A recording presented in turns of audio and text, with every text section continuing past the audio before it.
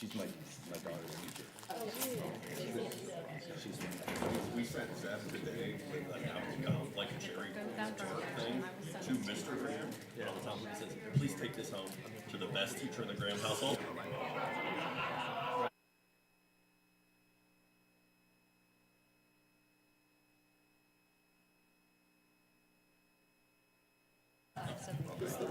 Good morning. Welcome to the informal meeting of the Savannah-Chatham County Board of Public Education. This meeting will be live streamed. And once again, this is our informal meeting. No votes will be taken. This is self-explanatory. It's informative. And informal. I will ask our board secretary if this meeting has been announced. It has been? Okay. So for our meeting this morning, we have our Board Accountability Committee meeting. So I will ask our chair of our Board Accountability Committee to proceed. Thank you very much. I am really happy for the information that we're going to receive today and discuss in our meeting. I really don't have comments beyond that. We do have an agenda that requires the adoption of the agenda and the minutes. But before that, I'd like to have our superintendent provide a welcoming comment. Good morning. I am really excited this morning to have the Board Accountability Committee receive an update on our revisions to the strategic plan. We have been hard at work over the last several months as an extended cabinet team. It has been cross-collaborative. It has been wholehearted investment from many of our district leaders, and we are beginning to cascade the information that we are producing down to other ranks in the organization. I really believe that our strategic plan is going to create a collective investment in how we move our district forward. So really excited for you all to get the update and want to just express a sincere thank you to the team and remind you of our meeting tomorrow to continue to provide updates. But with that said, I will turn it back over to Dr. Hoskins-Brown. Thank you. At this time, I'll entertain a motion to approve the agenda. So moved. Is there a second? Okay. If there's no discussion to modify the agenda, then I will, all in favor of the agenda signify by saying aye. Aye. Opposed? The same? No abstentions. Okay. We have our board accountability meeting minutes for the meeting held on December 6th. There are a few corrections that I will pass to our board secretary. Is there a motion to approve the minutes from our previous meeting? So moved. Okay, is there a second? Second. Okay, all in favor, any discussion on the minutes? Any other corrections? Okay. I voted, but I wasn't present. Tell me how you did that. Those are some of the corrections that I have. So we have in our minutes, all the board members are listed as members of the committee, and that's not correct. So I will share these. We will make those necessary corrections. Thank you. All right, any other discussion on the minutes? Okay, all in favor of approving the minutes signify by saying aye. Aye. Opposers can do the same, and there are no abstentions. Thank you. Okay, at this time, we'll turn the meeting over to Mr. Feliciano.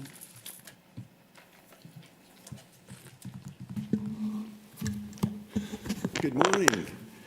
I am grateful to be here today to continue the work and discussion on the updates to our strategic plan. The purpose of these updates is to create an understandable plan that shows the connections from the board's vision all the way down to the strategies being focused on by the administration. This includes the opportunity to align the current strategic plan to address the challenges identified within the superintendent's Listen and Learn report. For our online community audience, part 1 of the presentation was presented on December 6, 2024, during the Board Accountability Committee meeting. The presentation covers the history, the planning, and the continuous improvement process of the strategic plan. The presentation was recorded and can be accessible through the public website under the tab Videos. Our communications department does an outstanding job at recording, cataloging, and providing board and committee videos for public viewing. On the screen is the strategic planning framework that we use to create the existing strategic plan. The screen shows the roles and responsibilities of the 6 components of the framework. From the center to the left is the strategic work of the board. From the center to the right is the operational work of the administration.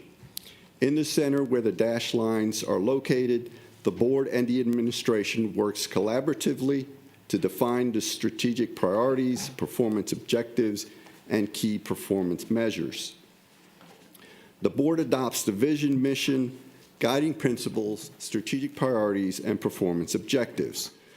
Once the strategic plan is adopted, the administration operationalizes the plan by moving forward with developing the strategies and tactics, executing them, and monitoring and reporting on the progress towards meeting the objectives. Since our last meeting, the administration has had several internal meetings to continue the work on updating the strategic plan.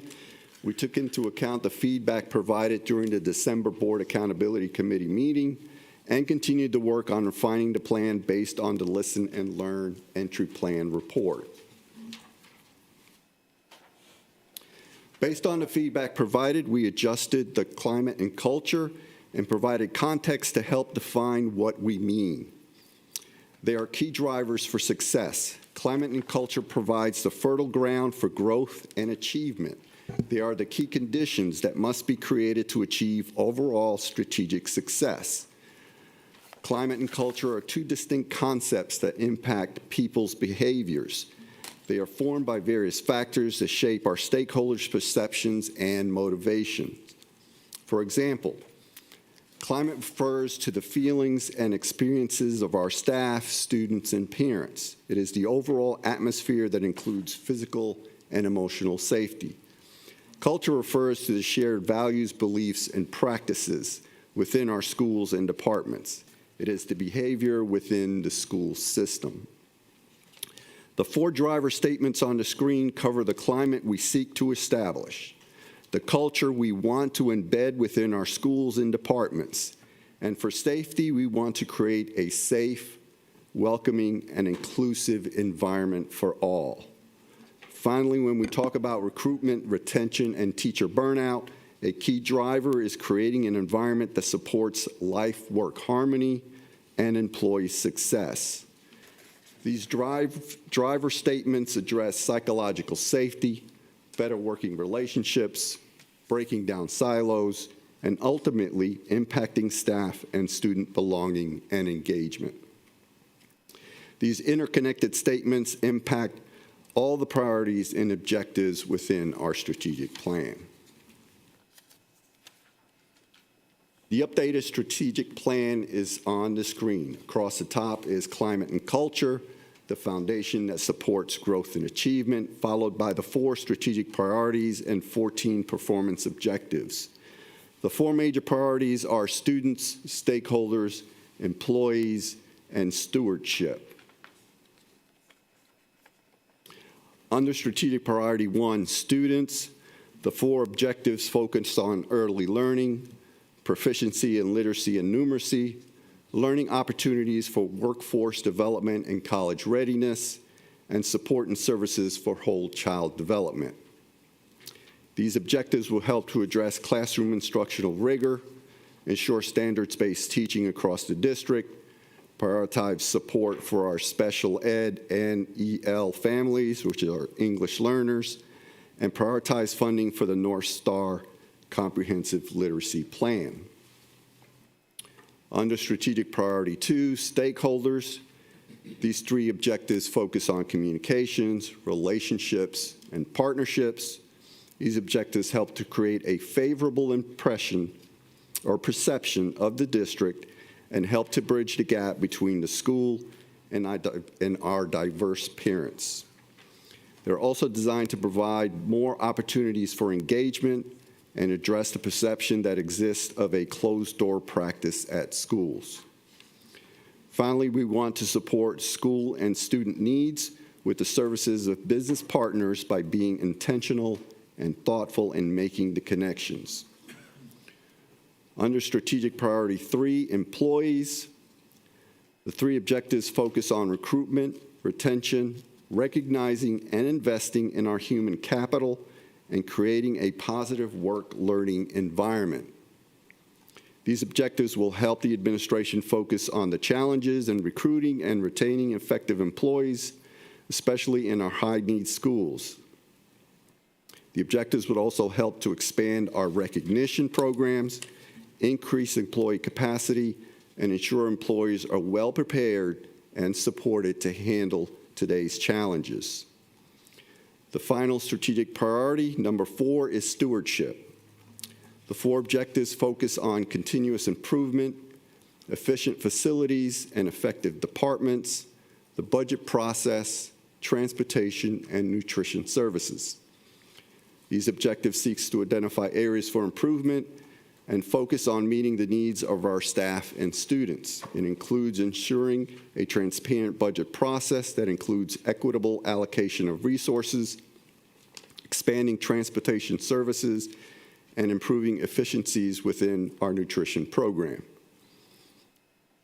This is the strategic map, the core of our strategic plan.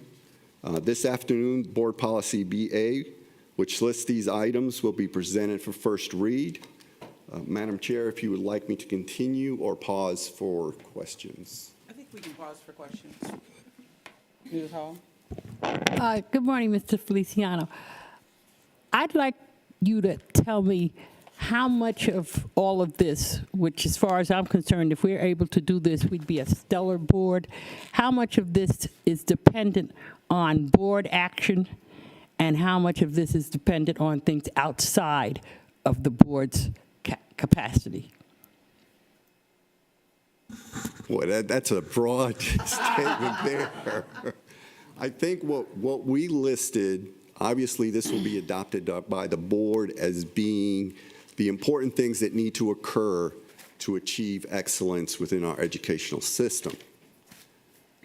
But who's accountable for it isn't really, we can't really spell that out. That Well, I, as a board member, I'm responsible for these things happening, as are the other 8. Maybe not on this part. So the two things that come to my mind when I think about what the board role is, and I think it's collective accountability. So it's my accountability, it's the team's accountability, and that's how we've been referring to this work. It's the board accountability, and it's the community accountability. But when I think about what board actions would be needed, obviously we would want to align time, people, and resources that support the manifestation of this plan. So when I think like an immediate thing, which is coming down the pipe within the next couple of months, it would be approval of a budget that aligns to this. I think what I learned from a recent meeting is that we also need to look at policy and which policies actually support this, and do we have policy that may not be in alignment. But it's too early to note that now. We need to do some cross-referencing to determine that. But I think budget would be the initial place where I would say definitely we would need board support. Okay. I guess my reason for asking that is it's always important to see where the action is going to come from, because this, like I said, this sounds so wonderful. But who are the actors and the players, and who's going to be held accountable? And if we're the governing body, how much of that is our responsibility? So I just think going forward, to keep that in mind would be helpful. Mr. Feliciano, if you don't mind, I'd like to participate in part of this comment And I think you see who does what more in the KPIs than the overall themes. The themes are, these are the things that we want to accomplish under these different areas. When we go into the next slides and it says how are we going to measure that, then the way to measure that, to know who's accountable, is who is doing that thing. You, Yeah. I'm looking at your face. You're not behind that. No, I agree. Like if we say we're gonna do a climate survey to see what the culture of a school is like, okay? Right. So we know who's responsible for getting that survey done. Microphone. Oh, I'm sorry. Who's responsible once the survey is done? If it doesn't equate to this, is that us, or is there a policy that, but I understand what you're saying. Those key point, what does that stand for? Key performance Key indicators. performance indicators, yeah. So that, and I think that's part of what we need to get into, and some of the things that I'm concerned about. I heard two voices, so I'll stop talking and let y'all jump in. But when we look at the indicators, it'll tell us at what level are we measuring the effectiveness of what we're trying to do. And some of them are very broad, like a climate survey. There are a lot of factors that contribute to how you feel when you fill that out. And we may not be able to parse that out, but there are other things that are much more direct. So my suggestion will be is that we have KPIs that allow us to look at different levels of participation and success. Some of them that we know are almost exclusively affected by operations, some others that we know we participate in by governance. So like town halls, for example. Did you care to speak? Okay, yeah. Ms. Grabowski and then Mr. Moss.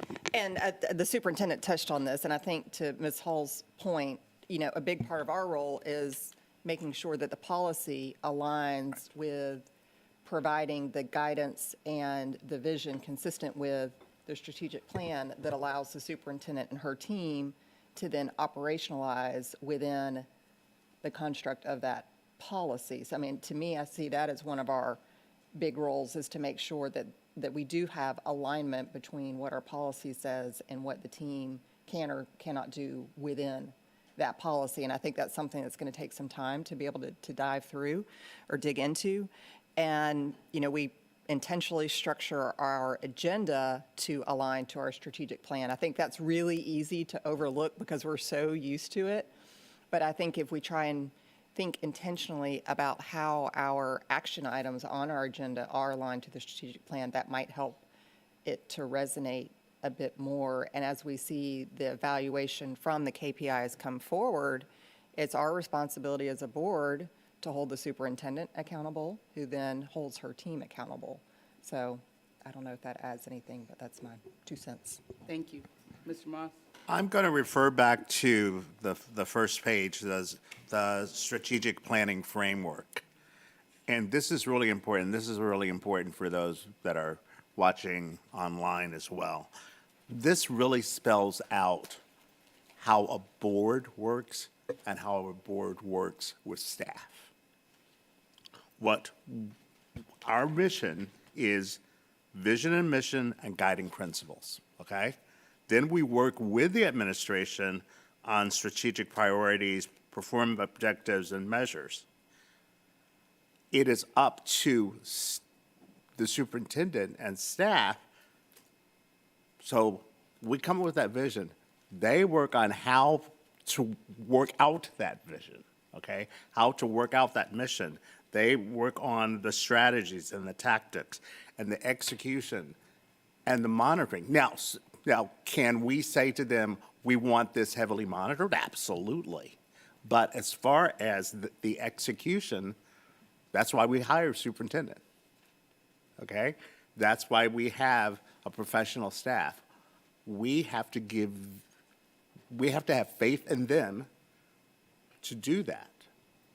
But our biggest job is the vision and mission, guiding principles, strategic, and working with them on strategic priorities, performance objectives, and measures. We should not, we have to make sure that we stop there. Okay. Sorry. Dr. Brinkman? Yeah. Thank you, Mr. Moss, for the segue, because I wanted to go back to this slide as well, because I feel like the strategic arrow should be facing the other direction. This arrow, when I see an arrow, I start on the farthest point away from the point, and that would mean that we would actually come up with performance objectives and measures and strategic priorities, and then those would tell us what our guiding principles and vision and mission are. I don't know, maybe I'm seeing it wrong, but I feel like it should be going to the right, because we started you just said it, we started the vision and mission, we make the guiding principles, and then we come together and hold the baton for a second, for actually a long time together, and then we're done with our part of the race, and then the district takes on. Am I? No, this Yeah? is, That's a I good can see this being observation. art Okay. interfering good with function. Those two boxes wouldn't have been together if you did it that way. Yes. And so artistically, it would have been hard Okay. to make the slide. I was just But making. I was like, I functionally, hope maybe yeah. I'm the only person. Okay, good. So I'm done. Okay. Okay. And Ms. Hall, and please raise your hand if I have missed someone. okay, and David, see, that's the thing. The public sees us. They don't see us as just, as Roger said, yes, the vision and mission and the guiding principles, which indeed that is our purview. They see us as accountable all the way down the line and all the way back. So, that's the conundrum. Yeah. It's also difficult when both of the other governmental bodies in Savannah, and I think in most other places, kind of can be across the entire spectrum, where ours is delineated very much that there's a stop there, that we're not supposed to get into that all green area. And we did at one point in time, and we had to write a Big, long report. big, long report. Yeah. So I think that there are other entities that have lines that are. They just yeah. crossed them. We're not going to speak on that. I think this is a really good and energetic discussion to get us into the how do we measure this. So I'm going to ask Mr. Feliciano to continue. Thank you. And to add to it, what Ms. Hall stated to begin with, the strategies that the administration formulates to impact these objectives normally are tied to resources and funding, and that's the feedback loop that comes back to the board with us requesting that support in order to address it. So that's where the shared responsibility is also.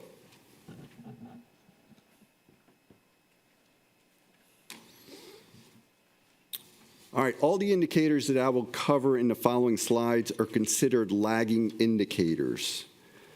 They are not provided in KPI SMART measure format, as we focused on the measure's content to ensure that they are relevant, measurable, realistic, and aligned to their prospective objectives. KPI SMART measures will be visible when we publish the dashboard, and I will cover that more in a later slide. The indicators I will cover are considered lagging indicators that are directly aligned to the performance objectives and let you know how you are performing towards achieving the objectives. Typically, it is a measure that is reported yearly. Lagging indicators are suitable for benchmarks against other districts, state, and even the industry. So some examples of lagging indicators are on the screen. You have your annual customer satisfaction survey, the staff vacancy and employee turnover report, on-time bus arrivals, annual report on findings, and third grade reading on grade level. There are currently 48 lagging indicators that we have identified. Mr. Feliciano, I have a question on this one. When we are in the Microphone.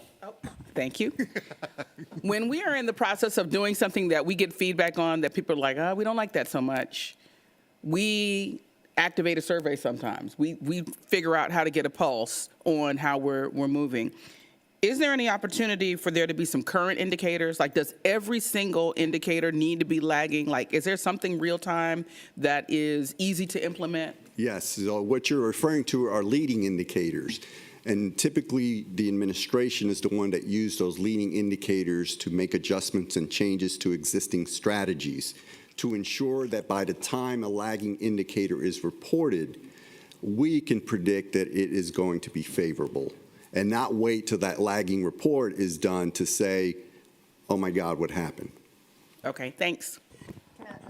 Sure, Ms. Grabowski. To connect those dots between the leading and the lagging, will those be tied together in the evaluation? So if we make a change as a leading, so we see something from a leading indicator says, oh, we need to make a pivot, is there a lagging indicator or something else that demonstrates then the effectiveness of that modification? So where the adjustment would come, the lagging indicator does not change.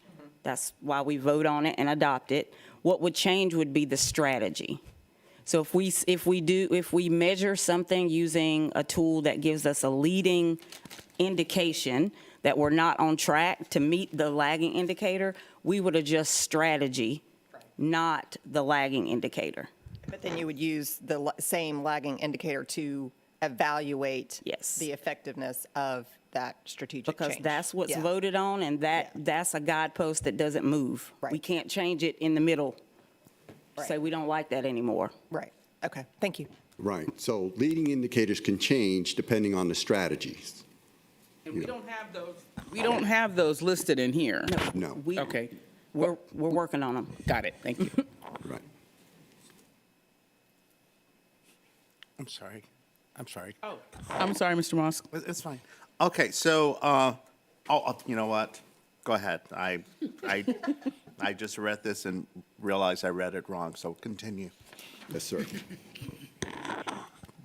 Okay, under strategic priority 1, performance objective A, we have 4 KPIs that cover pre-K readiness measure, number of pre-K classrooms, numeracy in kindergarten, and foundational literacy skills in grades K through 2.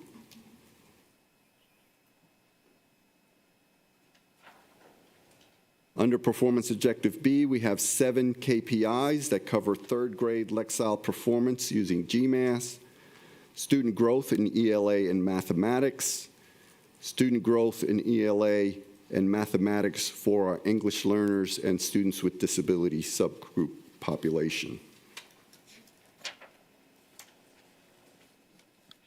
On the Performance Objective C, we have 3 KPIs that cover dual enrollment, work-based learning, and student attendance. On the Performance Objective D, we have 3 KPIs that cover student behavior, student well-being, and providing resources to support our English learners and student with disability population. Mr. Feliciano, I have a question on that. I have a question on that performance objective. We're talking about whole child development, but there's not a measure for any of our leverage services or partnerships on healthcare, social services.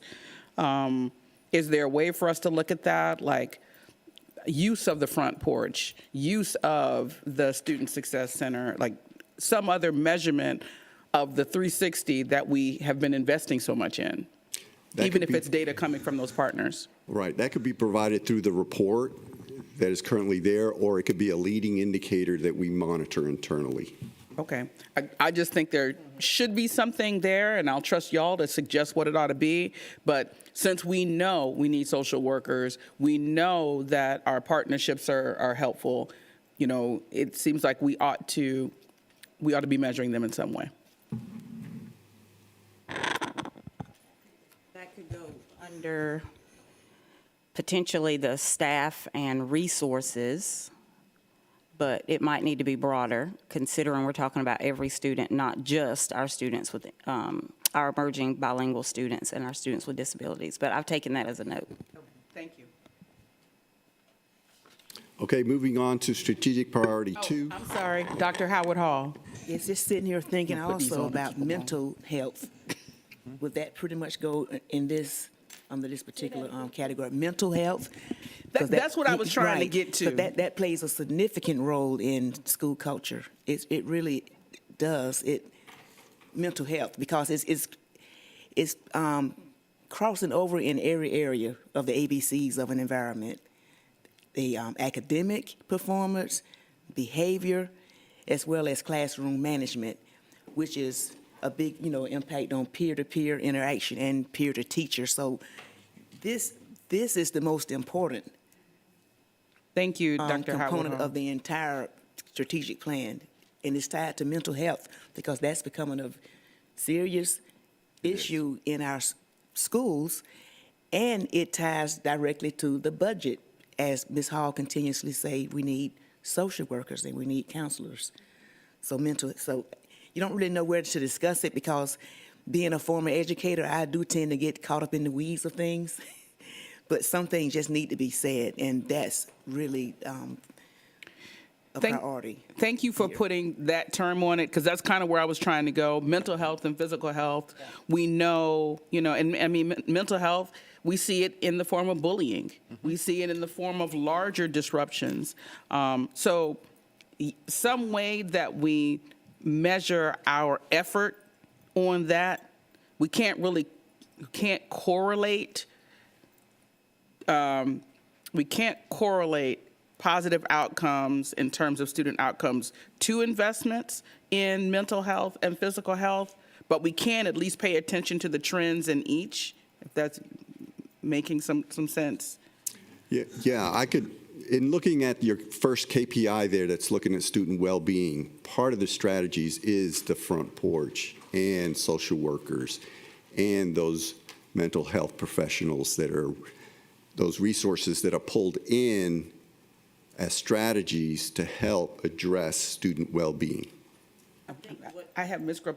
the superintendent, Ms. Grabowski, and then Ms. Hall. So we know we are already addressing it in the strategies. You all don't see the strategies today because that's being worked on behind the scenes right now. However, I understand that what you would like to see is either how do we demonstrate how we're providing those services in a measurable way, or what the impact of those services are, I think is what I'm hearing you say. I'm thinking utilization. How many appointments, Okay. I'm thinking, simple quantitative things that let us know. I'm getting that head no. Okay. I think that's good. I just don't think you can hit like the target, go. Okay, yeah, so that's kind of what I was thinking to answer your question, Dr. Watts, is measuring utilization of these things that we know contribute to whole child development, whether they are provided by us or provided by others. Do we have a measure for The inputs. people are using The it? Yeah. inputs. Right. Ms. Grabowski, sorry about that. I think it was, somebody mentioned, I think it may have been you, Dr. Hoskins-Brown, also physical well-being, because I think that's another very important part of it. And I think one of the challenges generally with the KPIs is we are trying to cover such a broad area with 3 bullet points. I mean, that's impossible, right? And a lot of it does come down to the strategies that we haven't yet seen. So I think that's part of the challenge for the board, is not seeing what's fully behind the curtain yet. But I do think that because this is the framework that is most public-facing, it is important that we try and capture all of this as much as we possibly can. But getting back to the original comment about the physical health, I mean, I could see things like, recess, the meals that are provided to students, all of those, because to me, that's another important part of the wellness for our students. Thank you. Mrs. Hall?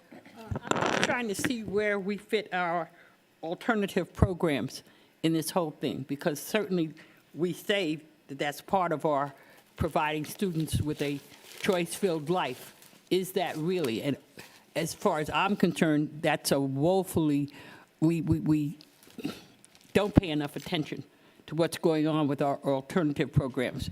So, Mr. Feliciano, do you see weaving that in also as? Yes, that is covered under multiple objectives when you're looking at providing those alternative learning centers that not only continue the academic growth, but also provide services to address student health and well-being.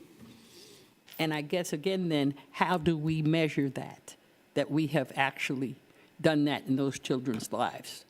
Right, those measurements are internal. They're not part of the lagging indicators. And I do want to point out, we got 48 lagging indicators. They're not designed to be holistic and cover every single thing. They're designed to focus on what is most important for the board to see and for the community to see as far as our growth towards achieving the objectives. The other items are still being measured internally. They're still being addressed internally. But these are the key items that we've identified that the board wants to see as part of achieving the objectives that are outlined. So I'm going to try to create maybe a food analogy. If you want to look at the health of the healthy behaviors of my household, and we know exercise and eating vegetables and drinking water and all of those things are important, you're not able to measure all those things, so you're trying to come up with one good proxy. So in that case, you know it's not going to fit everything, but the pounds of vegetables that we consume per month, you may use as a proxy for all the other activities that relate to health or produce health in that household. Is that kind of what you're doing with these, knowing that you're pinpointing one that does not represent another? Right, you're pinpointing one that would have the maximum impact to the objective. So if you say sleeping really makes the difference, I know all these other measures are good for good health, but we believe if you get 8 hours of sleep, you'll be better off, so that's the one we want to measure. Okay. All the others could be measured internally to ensure that we're still moving the district forward. Are the indicators selected on the basis of there being the best representation of measuring that item, or are we choosing some of these indicators because they're easier to measure? They have been chosen by the extended cabinet. A lot of work has gone into reviewing. Now they can come up with 5 measures, but then stream it down to which one will have the most impact to this objective. Remember, there has to be relevant, there has to be alignment, it has to make sense, and of course, you have to be able to measure it. We don't want to create a KPI that can't be measured. Okay. And I don't mean to diminish that. I just wanted to get that conversation out for the people who are listening to us talk, because they wonder, well, why they choose to measure that? Well, this is why and how we choose to measure that. Can I just extend that thinking a little bit, not using a food analogy to make sure I'm clear? So when you talk about mental health, when you talk about social emotional, when you talk about inputs as it relates to our alternative learning centers, where I would think the culmination of those inputs would show up, we would want to see a reduction in student behavior referrals.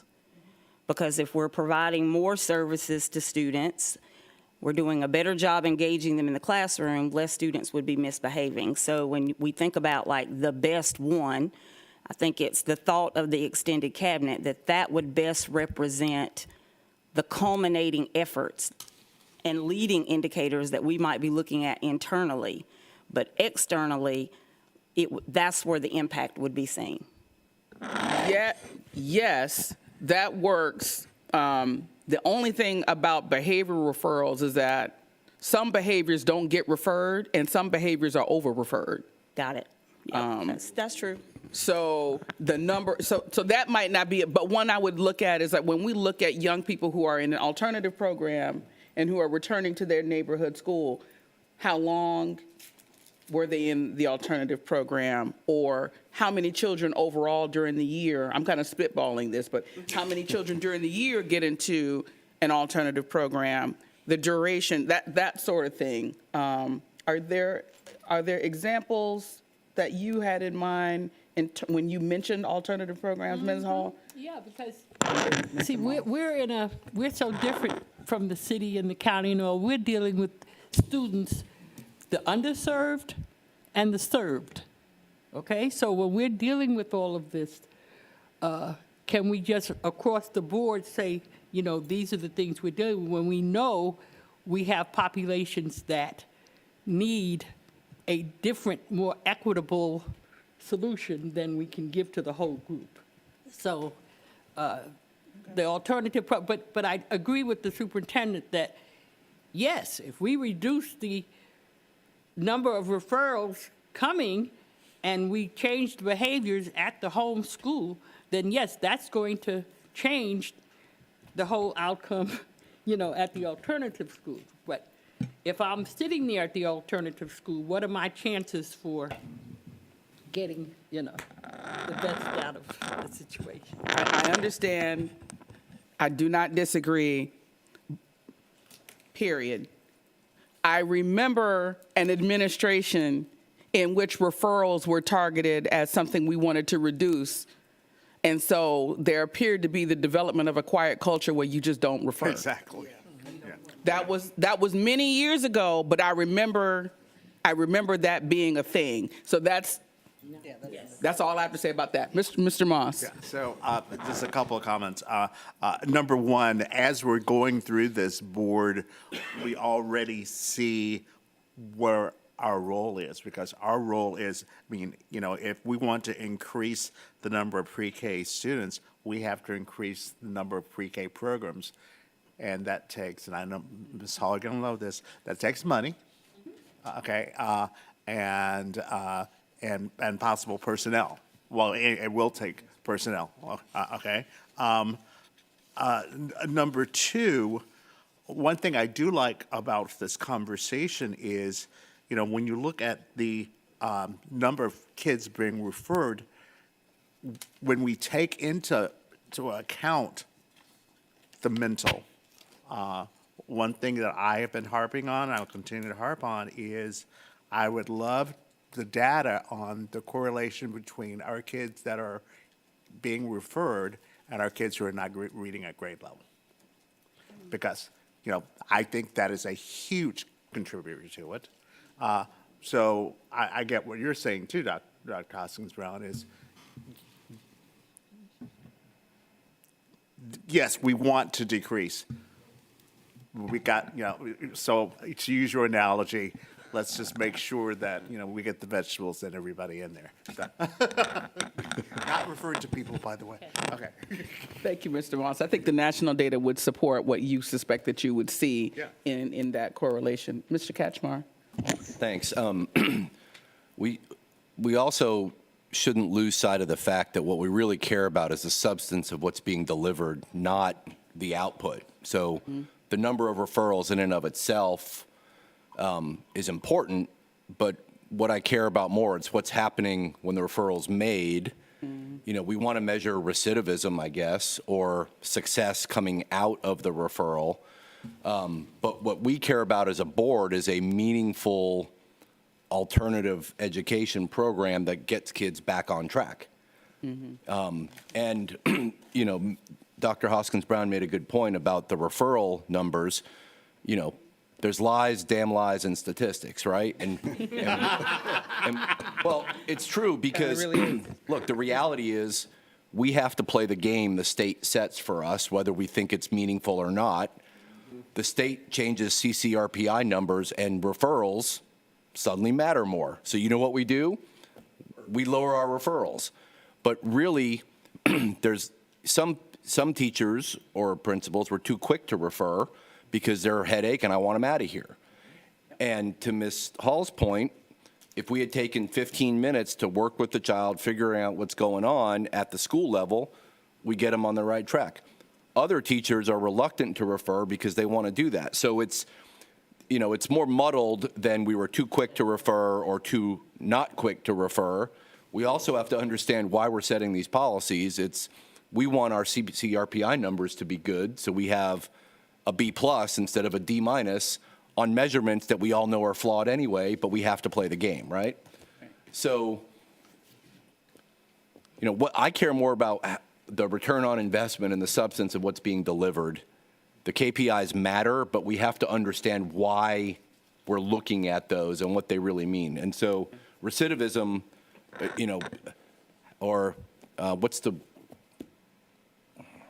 we had this discussion about kids who go to college and then need remediation. I'm a little slow. I only had one cup of coffee.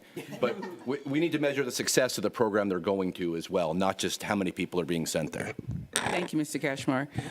In the interest of time, I'm going to have Dr. Howard Hall make her comment, and then I want to move us forward in the slides with a couple of notes.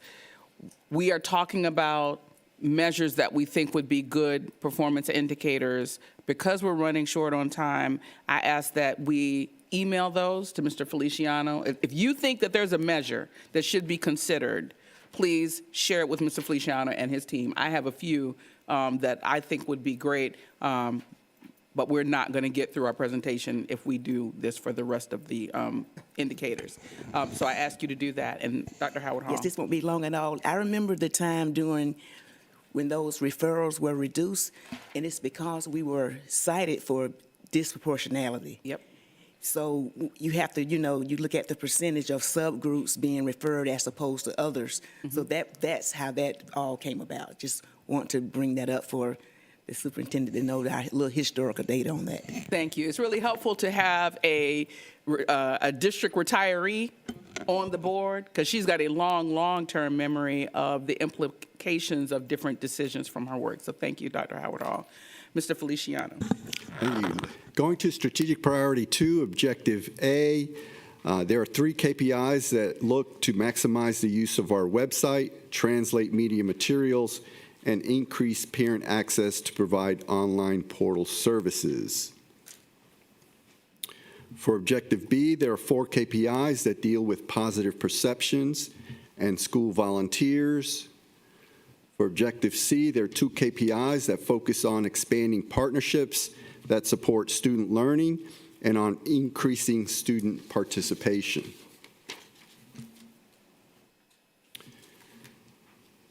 Moving on to strategic priority 3, performance objective A. There are 3 KPIs that measures teacher vacancies, retention, and employee perceptions. For performance objective B, there are 7 KPIs, 4 on perceptions of professional support, 1 on professional development offerings, and another one on participation.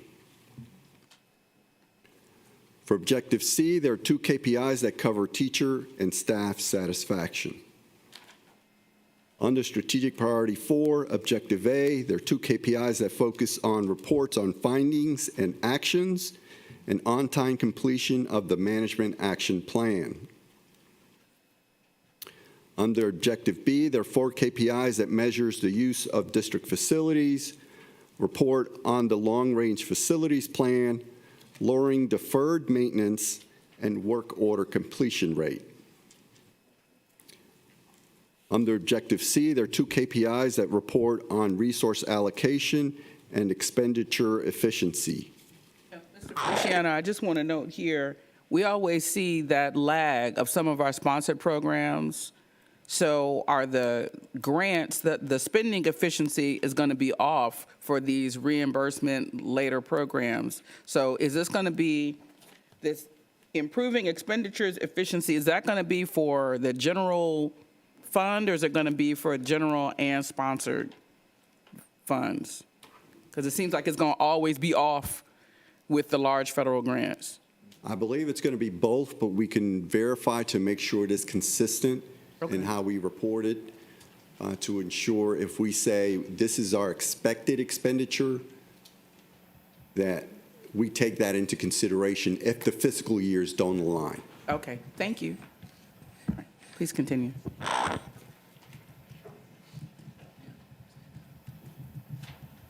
And then the final performance objective D under strategic priority 4 are 2 KPIs that cover on-time performance of transportation and lunch participation rate.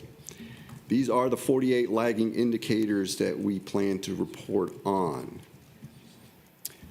So on the screen is a view of what a KPI SMART measure will look like. Each dashboard KPI will include the KPI descriptor, the base year of the measure, you see here is school year 2024, the yearly growth targets plotted out in the line graph, and the actual results, which will be entered as a bar graph. These are the data points that we will create and will show the KPI SMART measures. The technical guide, which includes the formula for each of the measures, is planned to be covered during the March-April Board Accountability Committee meeting. On the screen is the timeline for updating the Way Forward 2026 strategic plan. We will be posting the document for public comment. We will continue working on the KPI dashboards and reporting matrix. On March 6th, we plan to present key strategies along with the KPI dashboards, and during the regular board meeting, the updated The Way Forward 2026 strategic plan will be presented for adoption. Madam Chair, this concludes my presentation. Thank you very much, Mr. Feliciano. Are there any additional questions about the timeline for continuing to develop indicators? Yes, Ms. Grabowski. This is not about the timeline, but it's, and I will follow up by email on some of the notes, but it really kind of goes back to the framework. Can I go back to, just something that I'm not quite sure where it is, and it really speaks to culture. And I think about the calls that I receive as a board member, and one that I got in particular recently was a family that's exploring 2 schools as a part of the choice process. Both of the schools that this parent described to me, excellent, I think probably are higher demand. And the experience that she had at the schools was very different. One school was, oh, we're so glad you're here, we're, and just very accommodating, and she felt very welcomed. Where the other school was kind of like, we, come here if you want, but if you don't, and just like, how do we, and I have thoughts about how we can capture that through some indicators. But I would really love for us in our thinking about culture is to think about us, our district as customer-focused and client-centered, where our clients are our students and our customers are the community. It doesn't mean the customer is always right by any means, because we know that on the teacher side, we have challenges with, sometimes our families or our parents might think their child is always right, and so that's something we have to be careful about. But I just wanted to share that as a reflection of something that I think from a cultural and a community standpoint, to say that out loud and put it in writing could be very helpful. No, I think that it's very valuable. We can't legislate arrogance, but we can call it out and point it out for what it is. It is unfortunate when sometimes communities develop a prep school mentality around their special offering, and that's what I heard was a kind of a prep school mentality around. I don't want to misrepresent, and it's probably not the school you might be thinking of. No, I wasn't thinking about a particular school, but I'm talking about an attitude. Yeah, right. When you're used to working in marginalized groups, you're used to seeing those kind of attitudes. So it's not just one place that I've seen that. So I think that it sounds like that falls under stakeholders in the community engagement and strengthening the relationships to support the whole child. So I think that there is that place for that. And one of the things I wanted to ask, and I'll just take this privilege as chair, we've spent a lot of time over the last few years. We usually look at our performance data for our students in 3-year cycles. I would like for us to consider looking at our activity calendar for the past 3 years, look at the public-facing activities that we have put on and invested in, and see how they line up with the new strategic plan. There may be some public-facing things that are no longer a good fit, but there may be some things that are already things the community is used to seeing, they enjoy, and they align with the measurement. Because some of the things around community, I don't know how we're measuring besides attendance or evaluation or that sort of thing. And if we aren't getting strong support or we can't get good data, it may not be a good investment. But if people enjoy it and we do get good information and good feedback and build community relationships. So I think that might be another piece of, another place to mine information as looking at our annual calendar and see, what's there for us to get that kind of information. Ms. Hall.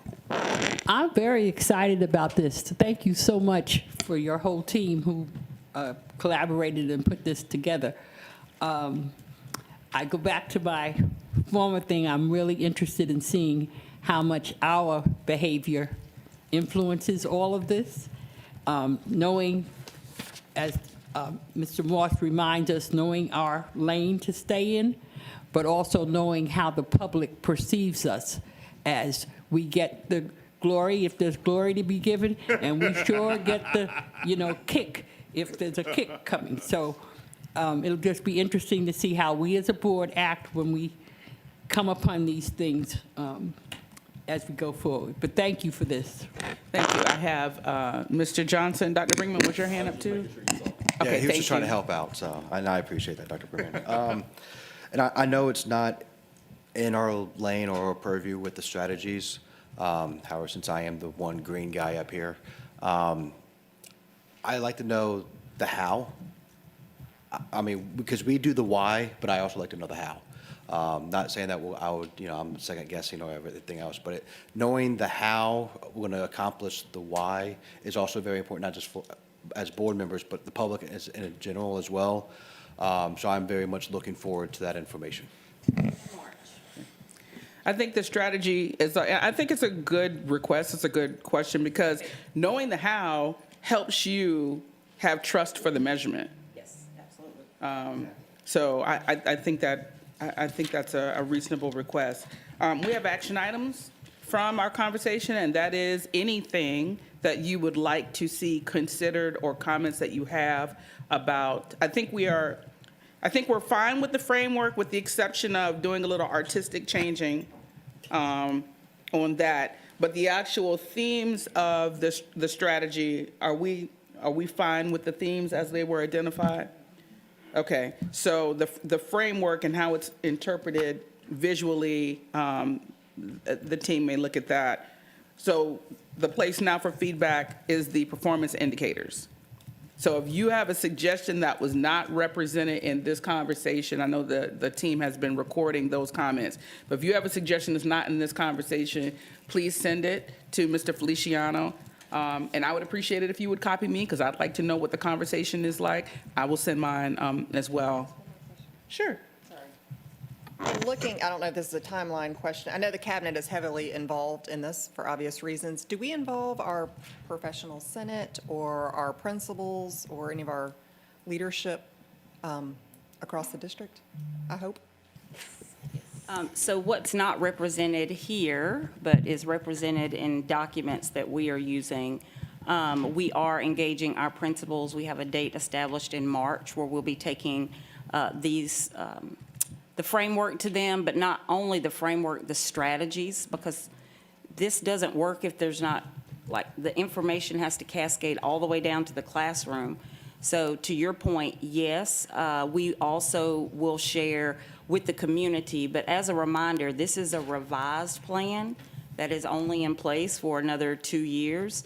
And really, at the beginning of 2026, we will have to start working on a new plan, which will be a much more robust effort with lots more community input.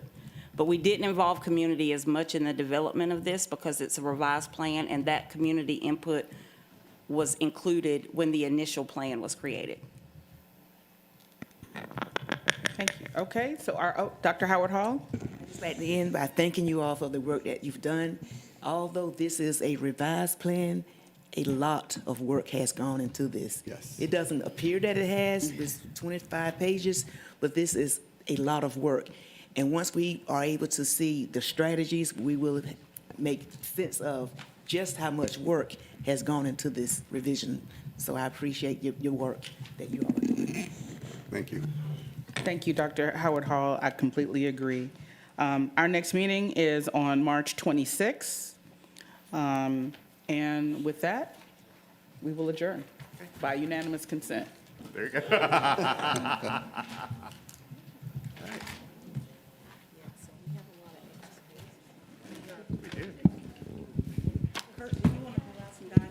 Yes. Sir, you may wish to take a recommendation to close this session so you can transfer to executive session at your leisure. Thank you very We much. are ahead on time. Thank you. Okay. Yeah. All right, so you would like us to vote to end this session? Your standard protocol for ending the informal session as you transition to executive is preferred. Okay, so we adjourned by unanimous consent. which is the parliamentary tool. But you want to transition, so we'll entertain. It will be important that So the you board have to- president. Yes. Okay, so yes. yeah, we I will ended the now- committee yeah, part. yeah. You have to do that. I will now Thank you. entertain a motion to go into executive session. So moved. Uh, yeah. Sean, is there a problem? Okay. All right. All in favor?